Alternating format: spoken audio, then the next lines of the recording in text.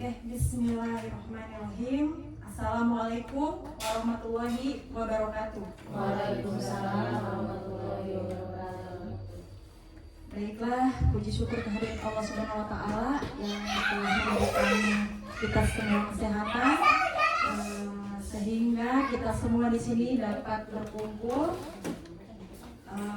dalam pertemuan kita yang sudah kita jadwalkan bersama-sama. Salawat beserta salam semoga tercurahkan kepada Nabi Muhammad SAW. Yang terhormat Ibu Kepala Sekolah SD Negeri Wates serta Dewan Guru sekalian yang saya banggakan. Alhamdulillah pada kesempatan ini izinkan saya Rizky Amalia untuk mendefinisikan pemahaman yang telah saya pelajari selama saya mengikuti pendidikan calon guru penggerak. Langkah yang saya lakukan hari ini adalah salah satu upaya untuk menyelesaikan tugas pada modul 1.4 aksi nyata pemahaman tentang disiplin positif. Dan tentunya juga sebagai praktik baik mungkin ya yang mungkin bisa saya bagikan kepada rekan-rekan guru saya di SD Negeri Wates sebagai aksi nyata yang telah saya lakukan di kelas, dan mudah-mudahan akan berdampak positif untuk guru-guru semua kita yang ada di SD Negeri Wates ini, sehingga kita bersama-sama menyatukan pemahaman tentang budaya positif yang akan kita kembangkan di sekolah kita ini. Baik, di sini sudah saya buatkan PPT-nya, yaitu tentang diseminasi aksi nyata modul 1.4 disiplin positif. Di model ini saya sendiri yang menyusun sebagai guru di SD Negeri Wates, Kecamatan Nanggung. Saya merupakan calon guru penggerak angkatan ke-10 di Kabupaten Bogor. Berikutnya di topik 1.4 modul disiplin positif ini terdapat 6 subpokok seperti itu ya. Yang pertama itu adalah tentang disiplin positif dan nilai kebajikan universal. Lalu materi yang berikutnya ada teori motivasi, hukuman, dan penghargaan beserta restitusinya. Lalu yang ketiga adalah keyakinan kelas. Dan keempat tentang kebutuhan dasar dan dunia berkualitas. Yang kelima itu adalah restitusi tentang 5 posisi kontrol guru. Dan yang terakhir sama dengan restitusi, kita akan mempelajari tahapan-tahapannya yang kita kenal sekarang, yaitu segitiga restitusi. Baik, sebelum kita mempelajari, saya ingin memberikan pertanyaan pemantik kepada Bapak dan Ibu guru. Pertanyaannya sangat mudah ya, cukup ditanya jawabnya setuju dan tidak setuju atau alasannya apa. Di sini saya membagi dengan 3 pertanyaan pemantik. Hukuman yang dapat mendisiplinkan anak menurut Bapak dan Ibu, apakah hukuman itu dapat mendisiplinkan anak? Hukuman, biasanya kan kita memberikan hukuman. Anak salah, kita kasih hukuman. Apakah hukuman yang kita berikan itu akan mendisiplinkan anak kita?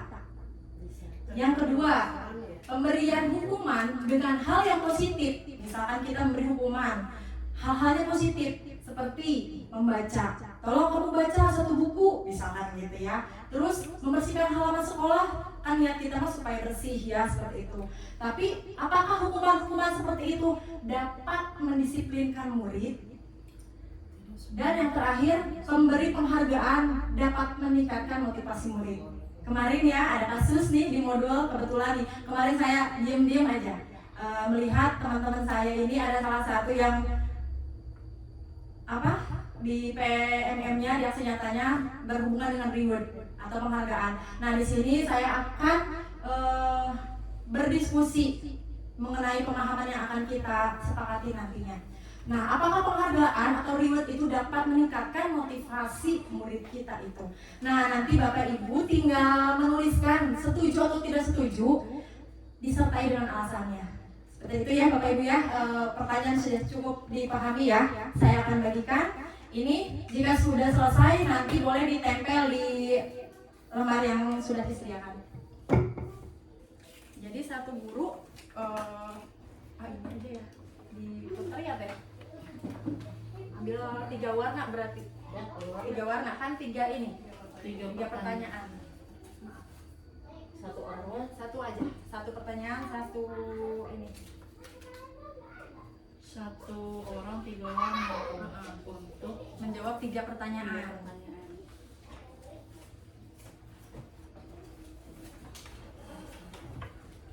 Saya nyontek aja. Iya.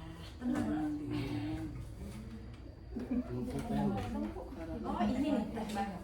Gak apa-apa warna apa aja. Bude ada nempakan itu. Tenang Bude.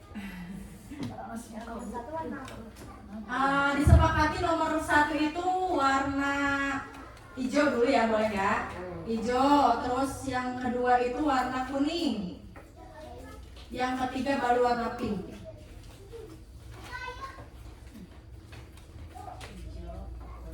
Hijau, kuning, pink. Ya? Ini ya, Bu. Ya, langsung jawabannya aja. Setuju atau tidak setuju dan alasan. Yang nomor 1, apakah hukuman dapat mendisiplinkan anak? Setuju dan tidak setuju. Ya, menurut Bapak Ibu setuju nggak kalau hukuman itu bisa mendisiplinkan anak? Alasannya? Ya, alasannya.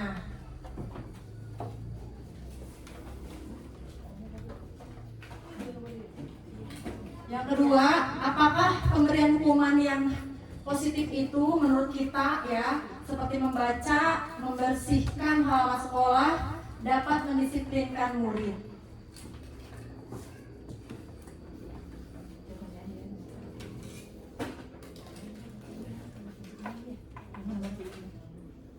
Ini kalau lupa untuk poin nomor 1 warna hijau, 2 kuning, 3 warna pink. Nomor berapa? Apakah hukuman dapat mendisiplinkan anak? Ya, setuju atau tidak setuju? Lalu berikan alasannya.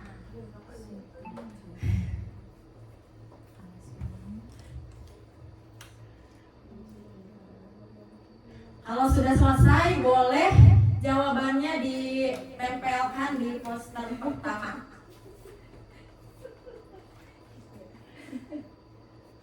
Boleh, mau sekalian curhat juga boleh, Ibu. Panjang, mau singkat juga boleh.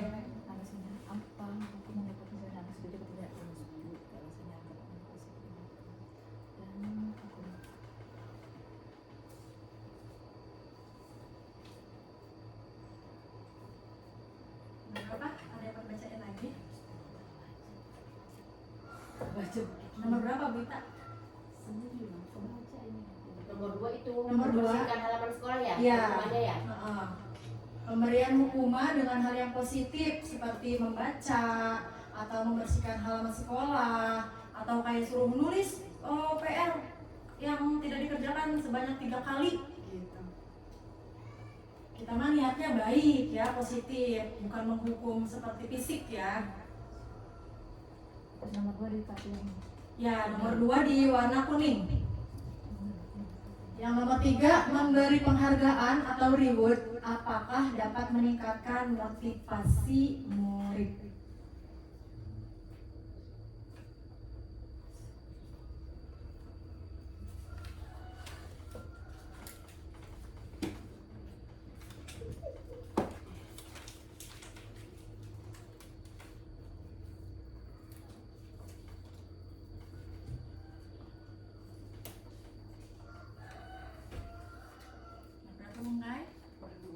Nomor 2, pemberian hukuman dengan hal positif seperti membaca atau membersihkan halaman sekolah, apakah dapat mendisiplinkan murid?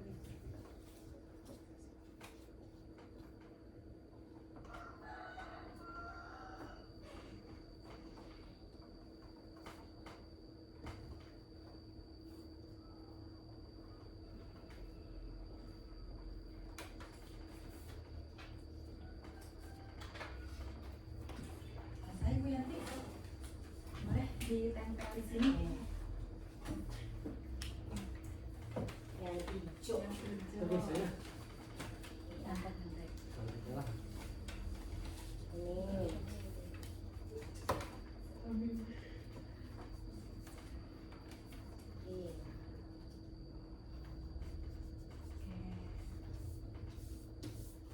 Oke. Ini yang dibalik. Terima kasih. Dibalik Bu. Nggak apa-apa. Yang rajin ya banyak. Ayo, yang udah boleh ditempelkan di poster 1. Kosong ya ini.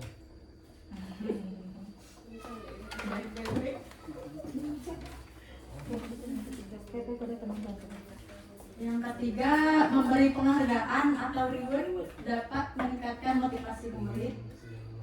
Ya. Tulisannya ampun. Apa-apa.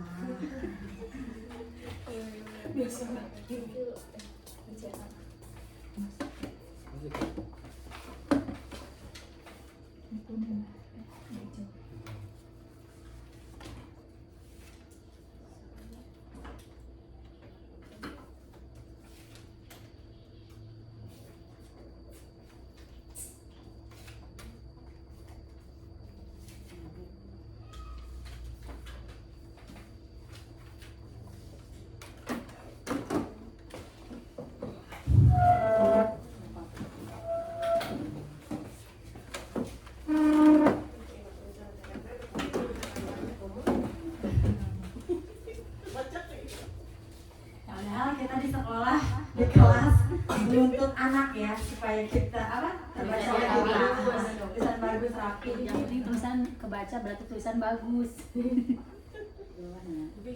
Kayak mau biasa Nggak apa-apa sok sih. tempel aja, nggak apa-apa dibalikin juga. Kebalik nih jadinya ya. Kebalik.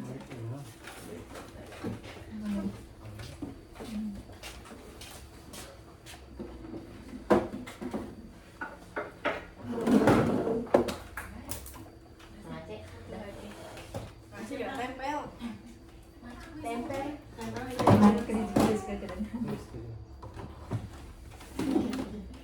Salah satu murid apa?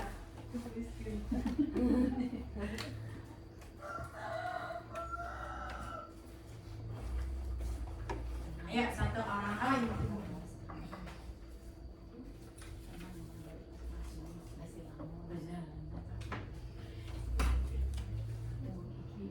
Kenapa?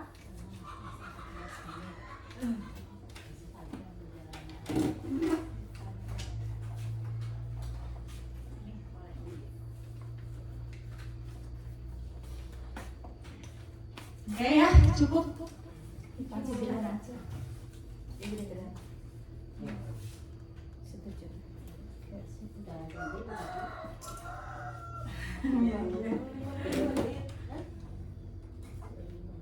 Oke ya, saya akan membacakan salah satu aja ya dari pertanyaan 3 ini. Saya ambil.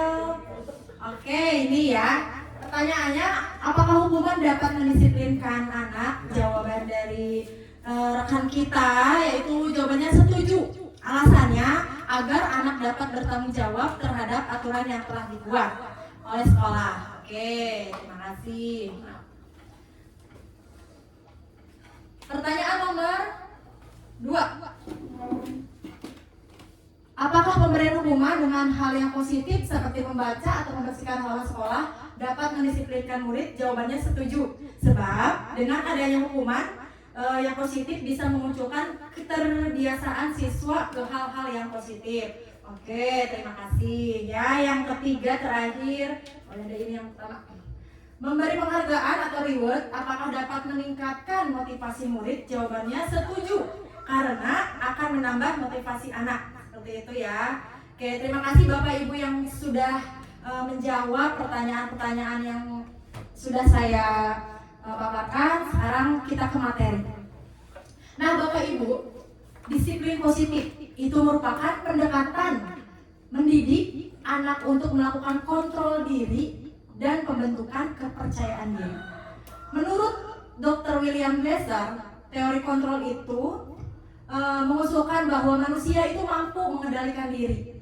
Kontrol perilaku seseorang hanya dapat dikendalikan oleh dirinya sendiri. Sekarang Bapak Ibu, saya minta tangannya di kepala. Kiri kanan. Boleh bebas. Dua-duanya. Ini kita akan mempelajari perubahan dan paradigma. Kegiatan kepalan tangan. Ada A dan B. Anggap A itu adalah diri kita sendiri dan B itu adalah teman kita di sebelah atau di mana aja ya, pokoknya teman kita. Sobeklah kertas, nggak usah disobek ya, di dalam hati aja ceritanya. Di dalam kepalan tangan kita ada sobekan kertas yang sudah ditulis kecil, menuliskan benda atau sesuatu yang sangat berharga yang kita punya, lalu diletakkan di kepala oleh kita, digenggam karena saking berharganya. Teman kita, dia ya akan mencoba dengan sekuat tenaga dia, akan mengambil apa yang ada pada genggaman kita dengan cara memberikan membujuk atau bahkan mengancam, akan menghardik, merayu, menyuap, dan apapun itu. Ya, sudah dibayangkan? Benda atau sesuatu yang berharga akan diambil oleh teman kita. Lalu apa yang akan kita lakukan? Ada yang mau jawab? Boleh satu orang yang jawab? Iya. Oke, boleh. Terima kasih. Kita akan mempertahankan yang udah kita dapat ini Iya, ya, yang kita miliki. Iya, miliki gitu, dipertahankan gitu. Meskipun teman kita berusaha untuk merebutnya gitu. Baik atau Iya. dengan kekerasan Iya, dan lain-lain gitu iya, ya. iya, betul. Ya, Ya seperti itulah. Oke. Terima kasih Ibu Yanti ya. Ada yang berbeda atau kita sepakat kita akan pertahankan? Sepakat ya semuanya ya. Ya betul. Kita itu pasti akan mempertahankan apa yang kita miliki atau sesuatu yang berharga untuk kita. Nah di sini perubahan paradigma, stimulus respon, dan teori kontrol atau teori pilihan. Siapa sesungguhnya yang memiliki kontrol? Yang tadi kita ya kita contohkan dari kepala tangan. Di sini ada dua pemahaman. Yang pertama stimulus respon, yang kedua menurut teori kontrol yang tadi sudah dijelaskan oleh Dr. William itu. Menurut stimulus respon, kita mencoba mengubah orang lain atau berpandangan sama dengan kita. Pernahkah kita seperti itu? Kita berusaha supaya orang itu sesuai apa yang kita pengen gitu ya. Nah, menurut teori kontrol, kita berusaha memahami pandangan orang, bukan orang yang harus ini ya, kebalikan. Jadi kita yang harus berusaha memahami pandangan orang lain tentang dunia. Seperti itu. Yang kedua, perilaku buruk dilihat sebagai suatu kesalahan. Orang nih membuat kesalahan, langsung kita bilang, oh itu buruk, gitu ya. Padahal menurut teori kontrol, semua perilaku itu pasti memiliki tujuan. Walaupun menurut kita itu salah atau buruk, tapi menurut mereka belum tentu karena mereka memiliki tujuan. Lalu berikutnya, orang lain itu bisa mengontrol saya. Oh, orang itu bisa loh mengontrol saya, nyuruh saya, merayu saya, dan lain-lain yang tadi teman kita itu ya. Nah, ternyata menurut teori kontrol, hanya kita sendiri yang bisa mengontrol diri kita sendiri. Seperti itu ya. Lalu stimulus responnya yang lain, pemaksaan ada pada saat bujukan gagal.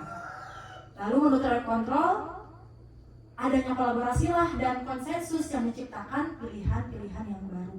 Lalu yang terakhir, menurut stimulus respon, model berpikir itu menang dan kalah. Padahal model berpikir itu selalu menang dan menang. Seperti itu ya. Itu dari tadi kepalan tangan itu ya. Lalu berikutnya, perubahan paradigma teori kontrol menurut ilustrasi kontrol. Ilusi guru mengontrol murid.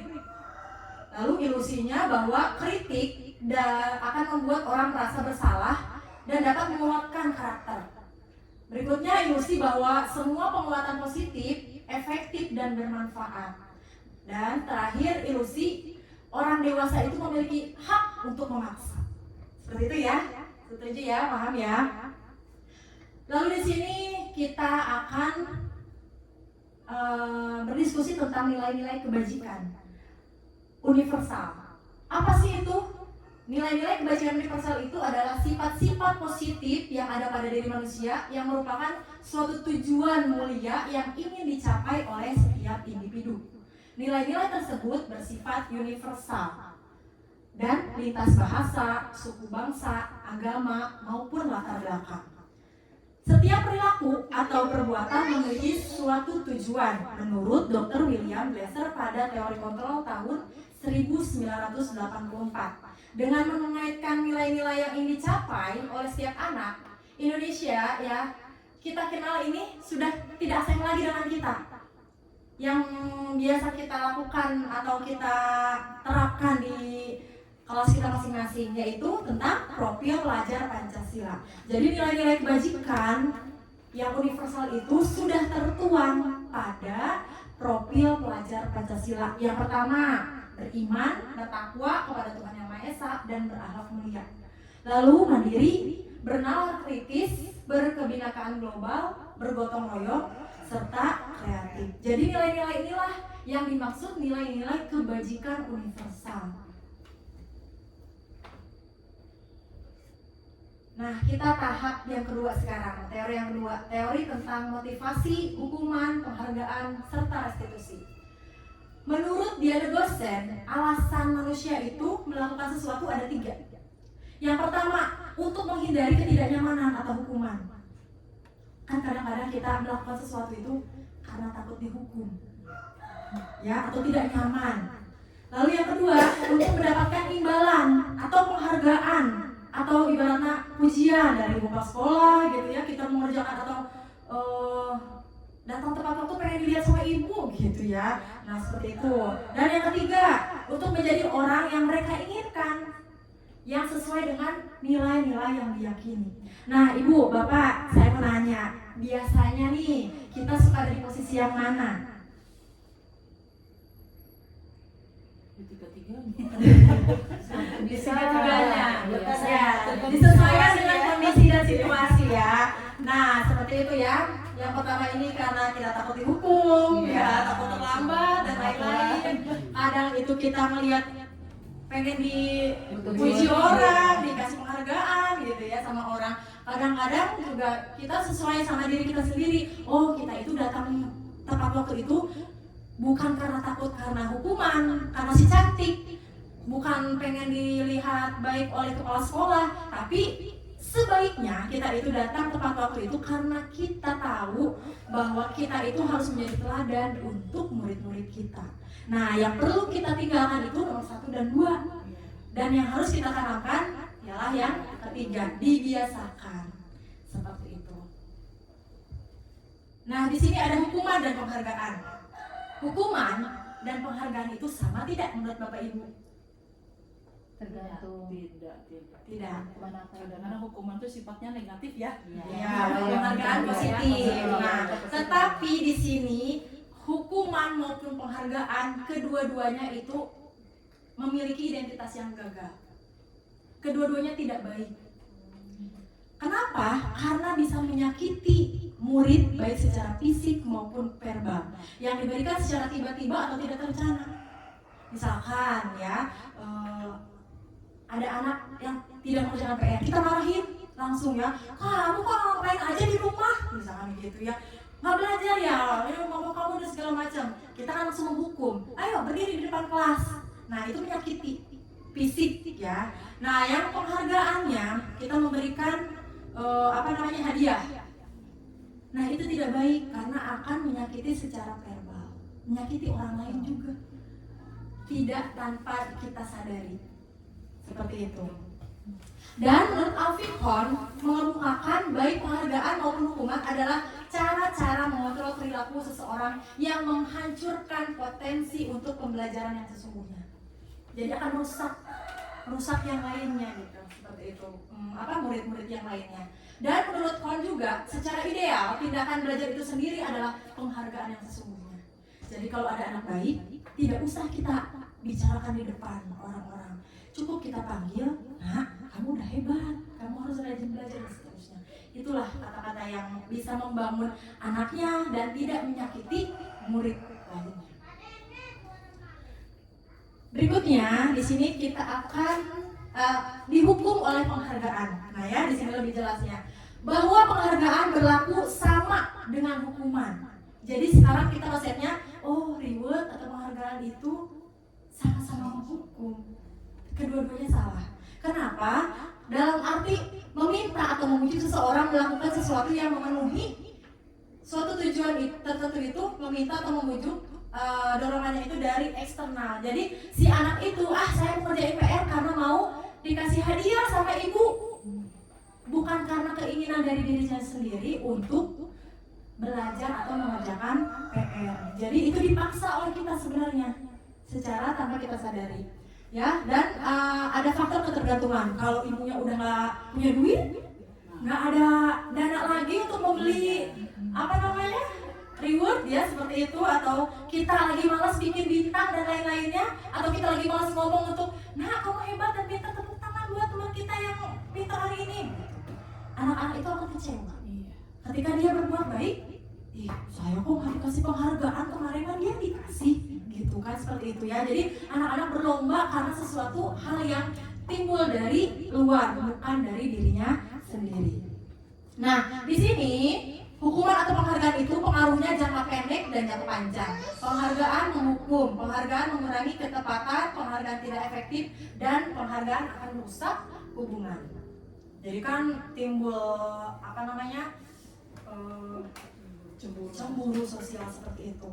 Nah, dihukum oleh penghargaan juga, penghargaan menurunkan kualitas. Lalu penghargaan akan mematikan kreativitas. Terakhir, penghargaan itu akan mengurangi motivasi intrinsik, sedangkan kita itu akan memunculkan motivasi intrinsik, tetapi kita selalu mencontohkan motivasinya yang memberikan dari luar seperti itu. Nah, di sini ada bentuk program kebajikan atau apresiasi. Dalam memberikan apresiasi atau pengakuan perlu diingat ada beberapa hal. Yang pertama adalah beri pengakuan secara khusus, beri pengakuan secara pribadi, beri pengakuan kepada murid atau bergantian, beri pengakuan secara konsisten dan fokus pada proses. Yang tadi saya ceritakan, kalau kita mau memberikan penghargaan, boleh dipanggil saja pribadi. Atau hari ini kamu baik dan besok baik, harus sama. Semua orang merasa dirinya, oh saya dihargai sama ibu guru. Jadi tidak ada yang cemburu, seperti itu ya. Berikutnya ada contoh pengakuan atau apresiasi kebajikan. Nah, kata-katanya di Bu pembuka, kemarin saya perhatikan atau kemarin ibu perhatikan. Nah, ketika kita berbicara untuk membuka kalimat-kalimat membangun ya, seperti memberi penghargaan, sisipkan nilai-nilai kebajikannya apa yang telah dia lakukan. Misalkan, kemarin ibu perhatikan rasa empatimu besar sekali, atau rasa peduli kamu besar sekali sama teman kamu, misalkan. Itu terjadi ketika situasi saat menolong sama murid di kelas kita. Jadi kita perhatikan, terus kita, ini anak kayaknya punya pribadi yang bagus. Lalu kita ajak berbicara berdua saja. Ibu perhatikan, tadi kamu menolong teman kamu ya, kamu peduli sama teman kamu, seperti itu. Jadi kita ngobrolnya dari hati ke hati. Lalu kita tanamkan, iya, empati itu atau menyayangi teman itu memang sangat baik. Ini kamu pertahankan ya. Nah, dari situlah muncul, oh iya, dari dalam dirinya, saya itu berarti sudah baik, sudah bagus, dan besok saya mau gitu lagi, gitu. Seperti itu contohnya. Lalu yang kedua, saya menghargai kepedulian yang tadi ya, sama terima kasih. Nah, terima kasih kalau anak sudah mengerjakan PR, kan suka ada satu-satu ke depan, boleh ya dinilai sama kita, atau ini terima kasih ya, kita ucapkan terima kasih, jangan sampai malu ya untuk membuka. Kita harus mengikuti posisi anak dulu, seperti itu. Kita masuk ke lingkungan anak dulu. Terima kasih ya, rasa tanggung jawab kamu sudah mengerjakan PR dengan baik, dengan tepat, benar sekali, kamu dapat nilai 100 gitu, dan lain-lain. Jadi kita itu masuk ke dalam diri anak supaya anak itu merasa dirinya itu dihargai sama gurunya, sehingga anak itu akan muncul rasa yang tadi nilai-nilai kebajikannya itu akan selalu anak itu ingat dan mungkin saja akan terbawa dan sampai tua nanti seperti itu. Jadi kalau seperti itu kita akan merasa berhasil bahwa kita sudah menanamkan nilai-nilai kebajikan itu yang akan timbul sendiri dari dalam dirinya sendiri. Berikutnya, perbedaan antara hukuman dan konsekuensi. Nih, ada yang pernah membuat konsekuensi? Itu teh kontrak belajar kelas. Ya, kontrak belajar, kesepakatan gitu ya. Jadi kalau kamu nggak nggak ngerjain PR, kan kita sudah bikin peraturan. Kemarin ya, nggak ngerjain PR lari 5 keliling. Ya saya juga seperti itu biasanya ya. Tapi ketika saya mendapatkan ilmu yang baru ini, oh ternyata itu salah dan harus ditinggalkan. Nggak boleh kita udah belajar, tetap dilakukan ya. Nah seperti itu. Jadi ada perbedaan antara hukuman dan konsekuensi. Bedanya kalau hukuman itu berarti terjadi spontan, kalau konsekuensi sebelumnya telah kita sepakati dulu ya. Jadi anak juga mau nggak mau ya harus mengikuti hukuman atau konsekuensinya seperti itu. Nah ini perbedaannya, yang pertama, sesuatu yang menyakitkan itu harus terjadi kalau hukuman. Tetapi kalau konsekuensi sesuatu itu ya harus terjadi ya, sama-sama harus terjadi ya. Tetapi kalau hukuman menyakitkan karena sebelah pihak. Kalau konsekuensi ya itu mah tanggung jawab kamu karena kamu melanggar. Tapi harus dilaksanakan, harus terjadi. Jadi tidak terlalu menyakiti telinga. Sebenarnya seperti itu perbedaannya, tidak terlalu menyakiti telinga, tapi sama-sama menyakitkan sebenarnya. Yang kedua, membuat anak sakit fisik maupun hati untuk jangka waktu yang lama. Kalau anak-anak kita dikasih hukuman, ya apalagi hukuman yang misalkan suruh push up bisa ke 100 gitu ya, anak itu akan mengingat selalu, saya pernah di push up sama ibu itu katanya, capek segala macam. Nah itu akan menyimpan memori yang buruk terekam seperti itu ya. Nah dalam konsekuensi, membuat anak merasa tidak nyaman dalam jangka waktu yang pendek. Iya ya, coba orang ngerjakan PR nya, saya gitu. Coba mengerjakan PR, nggak mau lagi yuk, gitu. Udah aja seperti itu. Lalu anak itu akan membenci kedisiplinan. Gara-gara ayah hukuman, ayah peraturan, jadi hukuman deui. Jadi seperti itu akan muncul rasa benci. Tetapi dalam konsekuensi itu anak itu menghargai disiplin. Kamu harus mengikuti kedisiplinan ya, kalau tidak akan ada hukuman yang tadi. Lalu mendorong anak menyakiti diri sendiri, dan kalau konsekuensi mendorong anak agar mudah menyesuaikan diri. Dan hukuman konsep diri yang buruk, kalau konsekuensi konsep diri yang baik. Dalam hukuman, anak belajar untuk menyembunyikan kesalahan. Tapi dalam konsekuensi, anak belajar untuk mematuhi peraturan. Dalam hukuman, anak itu akan marah, akan merasa bersalah, dipermalukan, atau bahkan merasa tidak dihargai. Tetapi dalam konsekuensi, anak itu akan kehilangan haknya.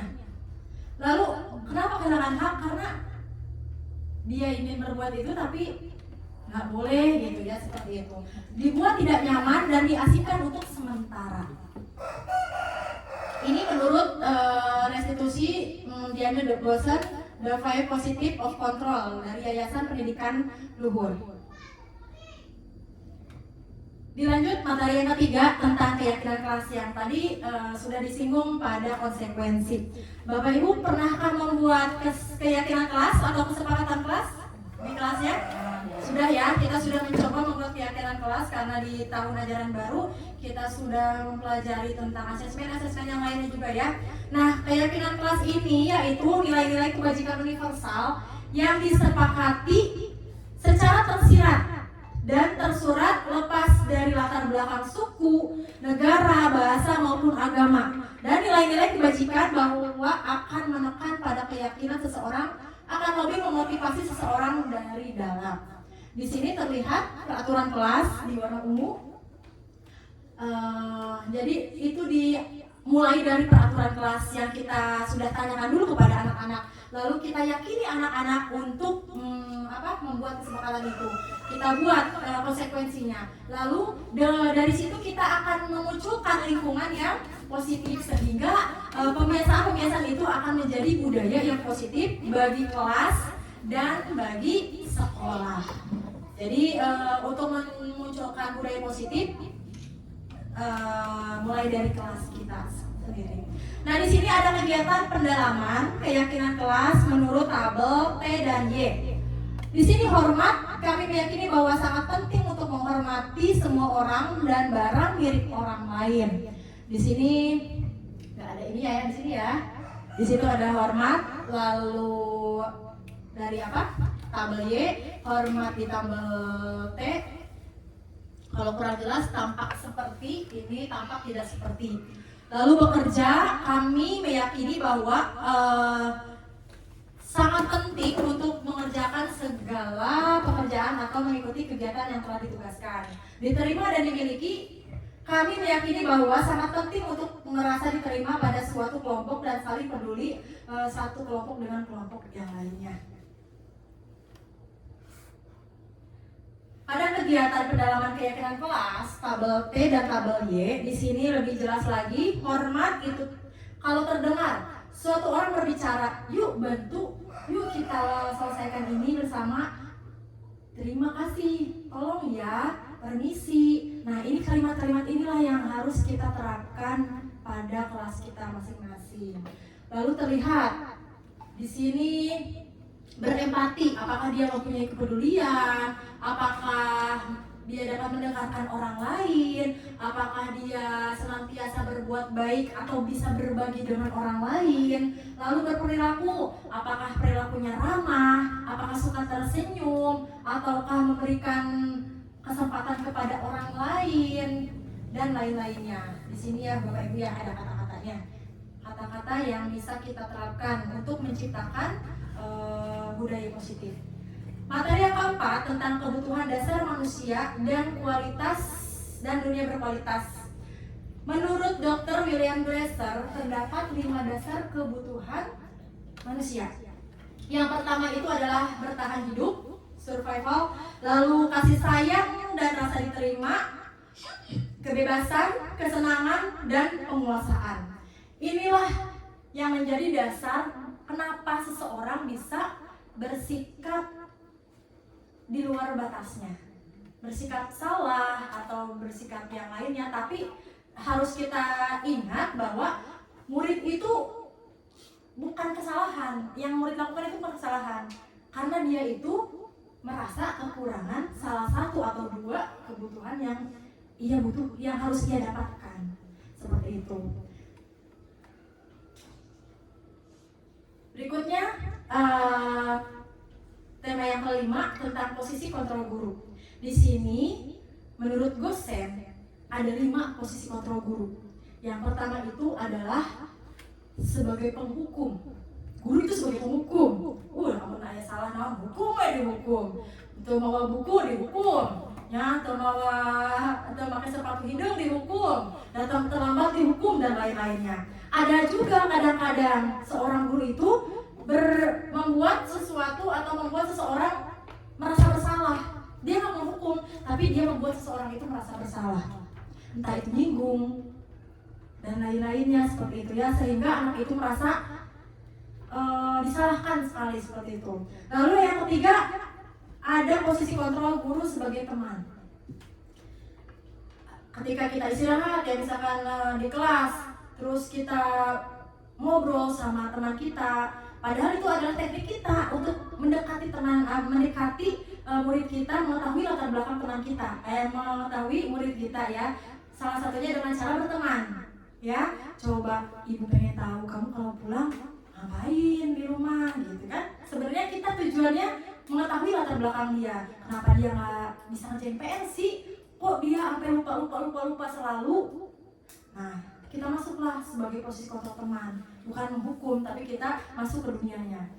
Lalu keempat, kita sebagai pemantau. Kita tahu, anak ini masuk lagi daftar catatan, ya bimbingan. kamu salah sehari ini dapat ini, nggak ngerjain PR lagi, ditulis lagi di buku hitam, nggak hormat sama teman, coret lagi ya. Jadi kita tahu mana aja nih murid kita yang selalu punya kesalahan, yang kita apal orang-orang mana aja, siapa aja yang punya kesalahan. Itu salah satu posisi kontrol guru, yaitu sebagai pemantau. Yang terakhir, posisi guru itu sebagai manajer. Di manajer ini kita yang mengatur bagaimana cara kita menuntun anak kita memunculkan motivasi yang tadi kita pahami bersama, nilai-nilai kebajikan mana yang harus kita tumbuhkan pada anak kita. Kita yang harus mengatur, sehingga dengan kita menjadi seorang control manager, kita akan bisa menciptakan sifat-sifat atau nilai-nilai kebajikan timbul dari dalam dirinya sendiri, bukan dari luar atau eksternal seperti itu. Yang terakhir materinya yaitu tentang segitiga restitusi. Apakah sudah pernah mendengar restitusi?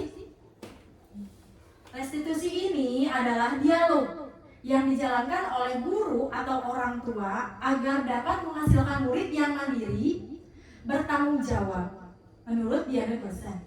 Nah, ada 3 langkahnya, makanya disebut dengan segitiga. Yang pertama adalah menstabilkan identitas, yang kedua adalah validasi tindakan yang salah, yang ketiga adalah menanyakan keyakinan. Di sini terlihat segitiganya ya. Yang pertama itu menstabilkan identitas. Setiap orang pasti pernah salah. Jadi ini kata-kata yang bisa kita terapkan. Misalkan anak berbuat salah, setiap orang pasti punya salah. Ibu juga punya salah, semua orang juga punya salah. Jadi nggak apa-apa ibaratnya gitu ya. Nah, kamu bukan satu-satunya orang yang pernah melakukan ini. Misalkan anak itu nggak sengaja marah-marah atau nyubit, kamu bukan satu-satunya orang. Jadi dia tidak merasa dia itu dikucilkan, dipermalukan dan lain-lain. Lalu validasi tindakan yang salah. Kita bertanya, kamu tentu punya alasan kenapa kamu berbuat itu. Jadi kita harus menanyakan tuh alasannya, kenapa kamu bisa berbuat seperti itu. Adakah cara yang lebih efektif untuk mendapatkan apa yang kamu butuhkan? Nggak harus kita marah, nggak harus kita nyubit, ada nggak cara yang lain? Jadi kita ajak ngobrol. Yang terakhir itu menanyakan keyakinan. Nah, kira-kira nilai apa yang telah kamu sepakati? Lalu kamu ingin menjadi seorang seperti apa? Jadi pertanyaan-pertanyaan itulah yang akan merespon, merangsang anak-anak untuk berpikir, mencari solusi. Ketika dia melakukan kesalahan, anaklah yang harus mencari solusinya sendiri. Dan tugas kita hanya menuntun menggunakan 3 tahapan ini.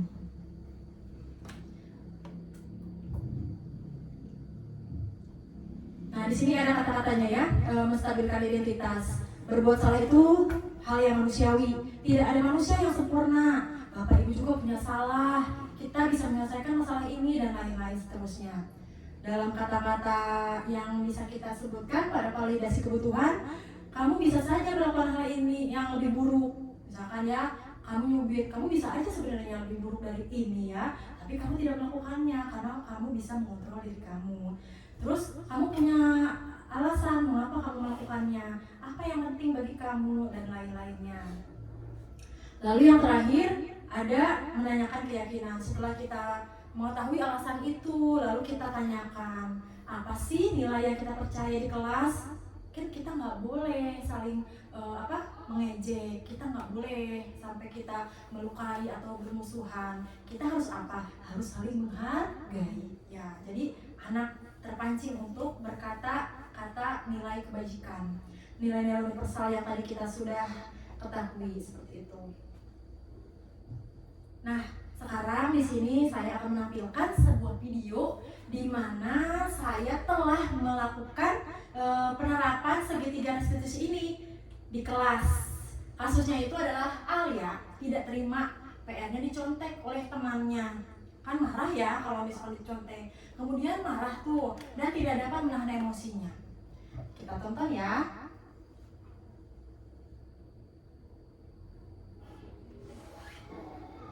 Alia, ibu mendapatkan laporan dari ketua kelas. Apa betul waktu kamu dan Arya bertengkar tadi. Iya Bu, Abisnya kesel Kesel kenapa? karena Arya selalu mencoba menyontek tugas aku. Ya wajar sih kalau kamu merasa kesal dan marah. Ibu juga kalau ada di posisi kamu pasti merasakan hal yang sama. Lalu apa yang kamu lakukan terhadap Arya? Saya marah dan saya memaki-maki Arya. Dengan emosi saya mengebrak mejanya Bu. Oh seperti itu. Tapi pasti kamu punya alasan kenapa kamu melakukan hal yang seperti itu. Iyalah Bu, saya kan sudah belajar dengan sungguh-sungguh agar dapat mengerjakan PR.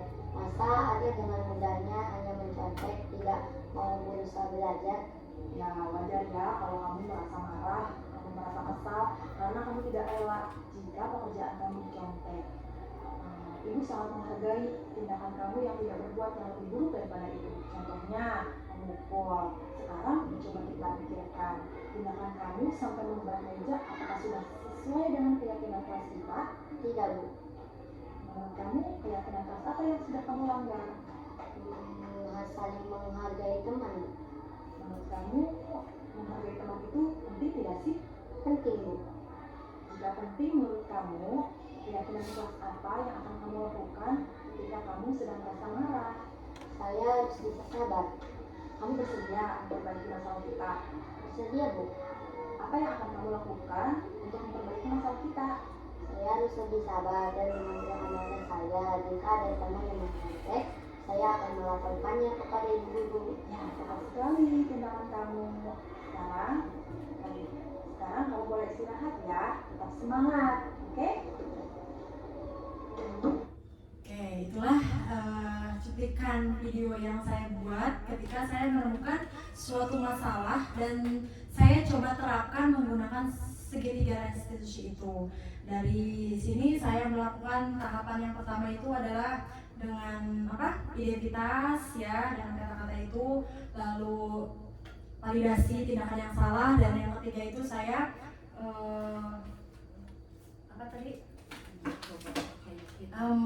meyakinkan ya, menanyakan keyakinan. Lalu yang saya dapatkan, kita lihat tanggapan dari Alia. Assalamualaikum, saya Alia Anggraeni. Saya senang sekali diajak diskusi bersama ibu guru untuk dapat mengendalikan rasa marah saya karena tingkah laku teman saya. Saya dapat belajar, bersabar, dan menghormati teman saya. Assalamualaikum warahmatullahi wabarakatuh. Oke, disinilah kita bisa mengetahui bahwa anak itu tahu apa yang sudah dilakukan ya, kesalahan apa yang sudah dilakukan, lalu anak itu bisa mengambil tindakannya sendiri sehingga apa yang dia sudah lakukan dengan apa ya, dia tidak akan melakukannya lagi seperti itu. Jadi kita itu kalau udah menghukum dan lain-lainnya sudah kita tinggalkan, kita coba menggunakan segitiga restitusi ini. Baik Bapak Ibu, materi yang dari 6 materi yang sudah saya paparkan, mungkin sekarang ada pemahaman baru dari Bapak dan Ibu guru yang bisa Bapak Ibu tuangkan dalam satu kertas karton ini.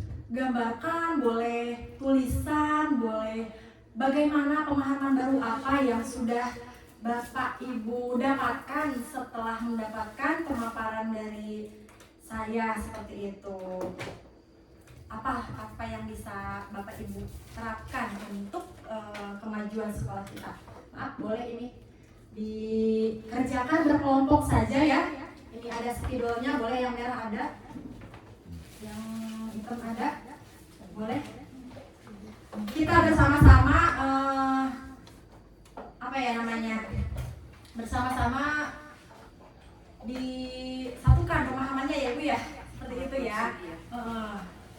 Menyamakan persepsi seperti itu. Bagaimana untuk kemajuan sekolah kita, bagaimana cara kita mendisiplinkan anak-anak kita. Bukannya dibaliknya. Gimana aja boleh. Boleh yang lain juga ikut. Buatlah gambar atau kata-kata atau menggambarkan perubahan baru, pemahaman baru yang ibu bapak dapatkan.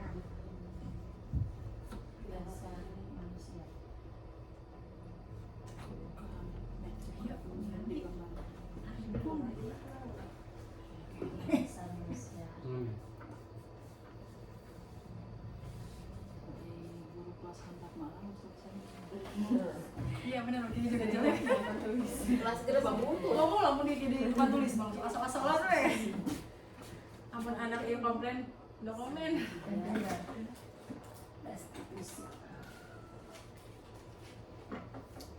Segitiga restitusi.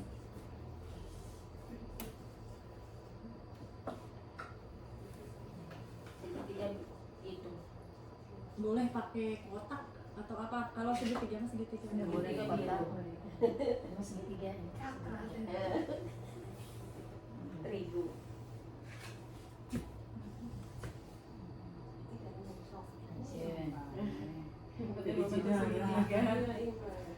Bagus bisa jadi bagus, besok harus lebih bagus lagi. Boleh, kayak gimana aja. Wah, bikin apa nih? Atas gunung. Ada awan di atas gunung. Beraturan. Nyin awan gula wae teh. Enggak, Bu, itu mah. Awan keun. Itu 3 doang, 1, 2, 3. Tiga teh satu. Oh, itu tidak tahu tuh pinuhan. 5 posisi kontrol guru.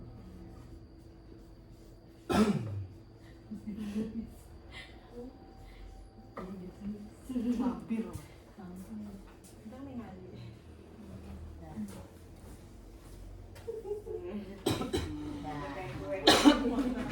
Oke, udah siap? Oke, boleh salah satu guru untuk memaparkan pemahaman barunya. Mangga, silakan siapa yang mau maju? Bu Ita, silakan Bu Ita.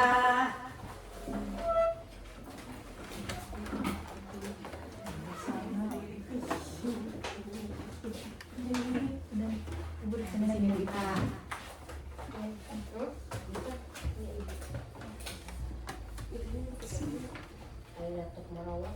Oh iya, boleh dibantu untuk megang jadi kita yang menjelaskan gitu ya. Nih.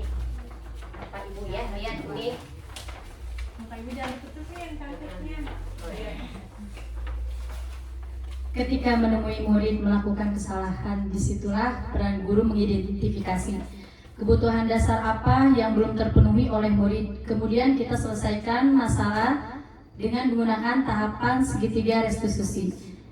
Sehingga sebagai guru kita dapat memposisikan kontrol guru sebagai manajer. Terima kasih. Oke, beri tepuk tangan buat Bu Ita. Terima kasih banyak Bu Ita. Kita tempel dulu ya. Oke, ini pinjam dulu.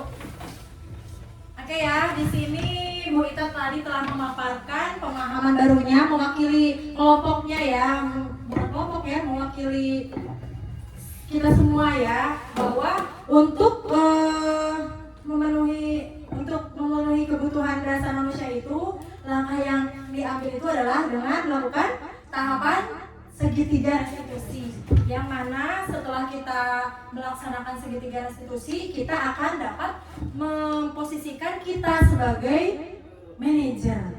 Ya, Bu. Tadi kan ada 5 kontrol. Yang pertama penghukum, yang kedua pemberian merasa bersalah, ketiga teman, keempat itu apa? Memantau, dan yang kelima itu manajer. Nah, perlu diketahui guru itu wajib, tidak boleh tidak, harus memiliki posisi kontrol sebagai manajer. Kenapa sebagai manajer? Karena sebagai manajer lah guru dapat menuntun untuk menciptakan murid yang akan nantinya memiliki nilai-nilai kebajikan yang telah kita terapkan tentunya seperti itu. Baik, kalau semuanya sudah sama pemahamannya, berarti alhamdulillah ya materi kita tersampaikan. Sekarang saya memiliki sebuah refleksi untuk mandiri yang akan ditulis oleh Bapak dan Ibu Guru. Terdapat 4 pertanyaan untuk refleksi diri kita sendiri. Yang pertama, hal baru apa yang mengubah paradigma saya? Yang saya dapatkan. Yang tadi pemaparan, apa sih? Apakah, oh saya jadi tahu ada 5 kebutuhan dasar manusia. Oh saya jadi tahu segitiga restitusi. Oh saya jadi mau ini mau menghilangkan hukuman. Saya jadi takut sekarang mau ngasih reward dan sebagainya. Lalu perasaan apa yang muncul selama mengikuti sesi ini? Bapak Ibu, perasaan apa yang muncul? Apakah Ibu bosan? Apakah misalkan atau yang khususnya mengenai makna disiplin? Apa yang perasaan Ibu? Oh, saya merasa tertampar. Ternyata apa yang saya lakukan selama ini salah sama Bu. Saya ketika mempelajari ima kebiasaan orang gitu ya. Ketika bertemu dengan Bapak fasilitator untuk di ruang kolaborasi, kami semua guru di situ ya, anggota CGP kelompok saya semuanya merupakan guru yang penghukum, guru yang selalu membuat anak merasa bersalah karena kita emosi gitu ya, belum bisa mengontrol diri kita. Lalu kita itu kadang menjadi teman ya yang mendingan baiknya. Tapi ya kebanyakan kan kita sebagai penghukum seperti itu. Jadi sama, saya pun sebelum mempelajari model ini ternyata saya ada di posisi nomor 1 banyaknya. Lalu peran Among seperti apakah yang saya telah lakukan selama mengikuti model ini? Peran Among misalkan apa sih peran saya yang tadi yang ada 5 posisi kontrol itu, yang mana sih posisinya? Lalu yang nomor 4, saya akan menjadi Among yang seperti apa? Nah, setelah Ibu mempelajari 5 posisi kontrol, Ibu mau jadi yang mana? Ya harusnya seperti itu wajib ya, sepakat ya. Nah boleh sekarang karena ada 4, tadi ada 3 ya, masih ada Ibu? Oh ya, ini tambah 1, jadi ada 4 pertanyaan. Boleh berarti sekarang yang warna nomor 1 kita sepakati pink dulu ya. Nomor 2 warna hijau. Nomor 3 itu adalah kuning dan orange.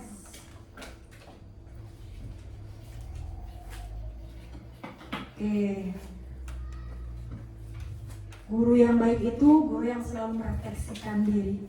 Jadi alangkah baiknya kita setiap melakukan apapun, entah itu pembelajaran, entah itu bertemu dengan komunitas, kita harus bisa merefleksikan diri kita, menilai diri kita sejauh mana kita akan memposisikan diri kita.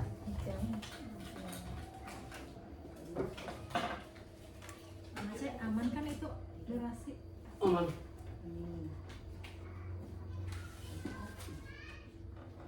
Baca, aman baca lagi.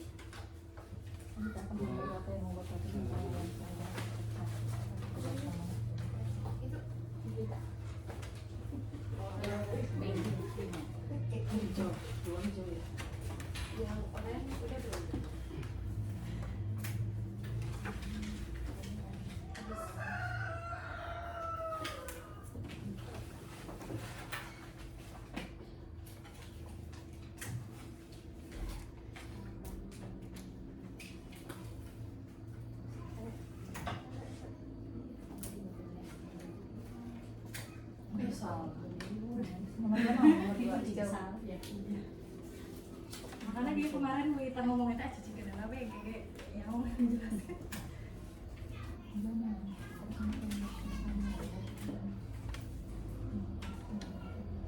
Nggak usah ini sih ya, nggak dinilai. Lupin teh, hal baru apa yang mengubah paradigma saya yang saya dapatkan? 2 warna hijau ya. Iya Bu, hijau.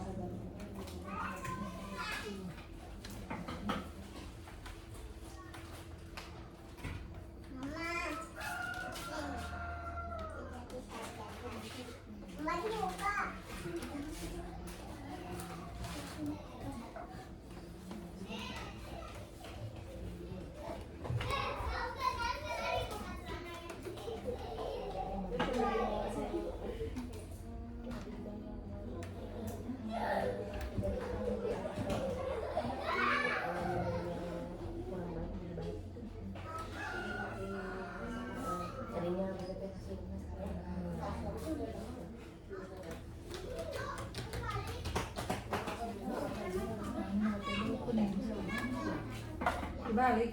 Jangan. Kebalik nggak apa-apa ya. Nomor 2.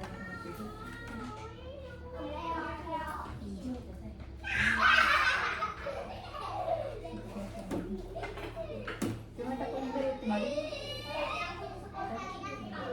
Kuning. Kuning sekarang bukan kuning. Kuning teh. Kuning. Kita mendiri kita apa yang kita sama lakukan sama kita. Betul ya?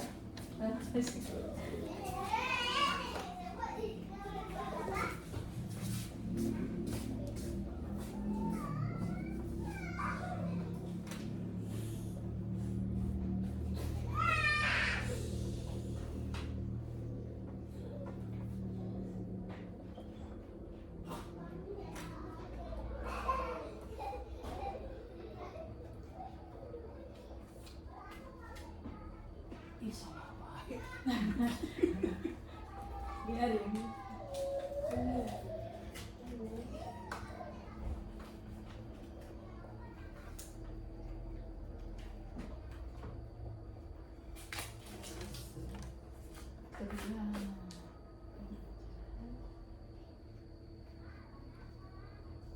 Tadi kecantikan apa peran Amin?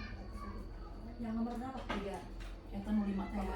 Ya, yang setelah saya lakukan selama ibu ini, ibu suka jadi teman,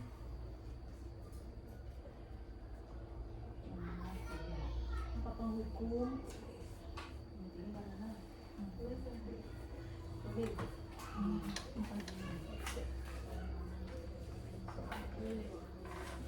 udah boleh ditempelkan sendiri bu. Biar ada gerakan. Tidak aku. Manajer. Teman-teman yang manajer.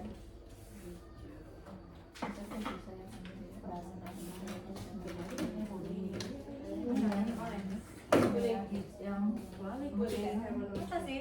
Oh, Terbalik ya. Semua.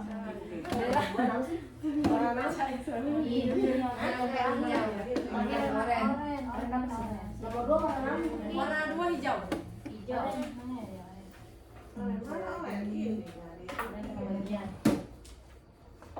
Warna apa? Oh, kita lewat baik. Kuning nomor 3 kuning ya.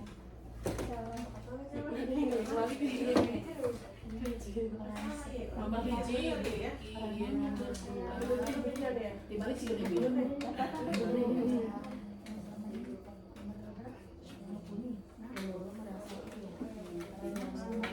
Nah, yang kuning ini orang yang jadi manajer teman. Yang kuning.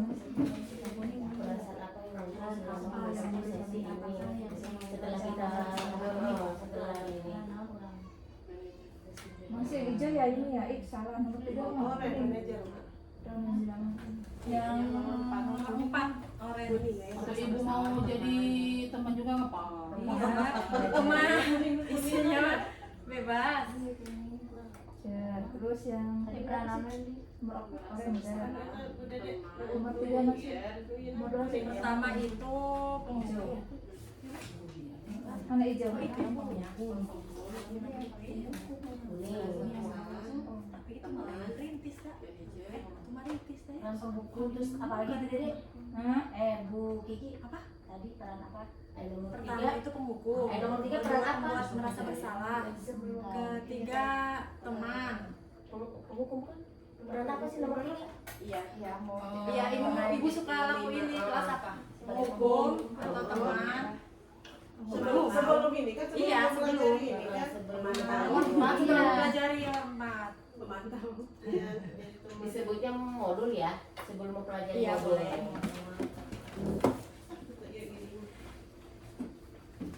Buku yang itu bu, untuk ini belum Untuk bahasa Sunda bawa yang ini.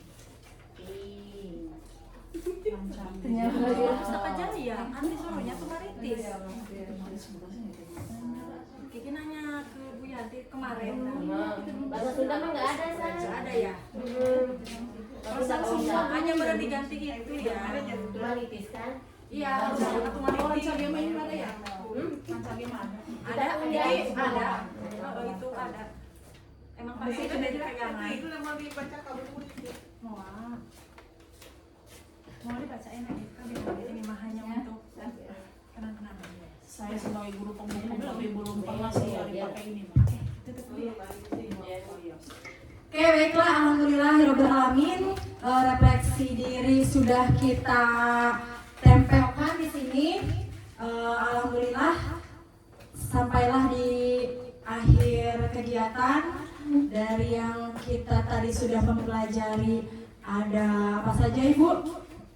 5 kebutuhan dasar, ada segitiga restitusi, dan ada 5 posisi kontrol guru ya. Semoga dengan adanya diseminasi ini akan memberikan pemahaman baru yang tentunya akan berdampak positif untuk anak-anak murid kita semua. Dan tentunya kita sebagai guru, saya mengingatkan harus bisa memberi teladan, karena guru itu adalah teladannya anak-anak murid kita. Guru itu adalah role modelnya murid-murid kita. Kita bisa menanamkan nilai-nilai kebajikan, tentunya kitalah sebagai contohnya, kitalah sebagai role modelnya. Jadi mari kita bersama-sama menanamkan nilai-nilai kebajikan, membudayakan disiplin positif di sekolahan kita, dan tentunya kita akan menjadikan sekolah ini sekolah yang berbudaya positif. Seperti itu ya. Mungkin cukup sekian atas pemaparan atau diseminasi saya yang saya lakukan. Terima kasih banyak atas kesempatannya, atas waktunya yang telah diluangkan untuk mendengarkan diseminasi ini. Terima kasih. Wassalamualaikum warahmatullahi wabarakatuh. Waalaikumsalam warahmatullahi wabarakatuh.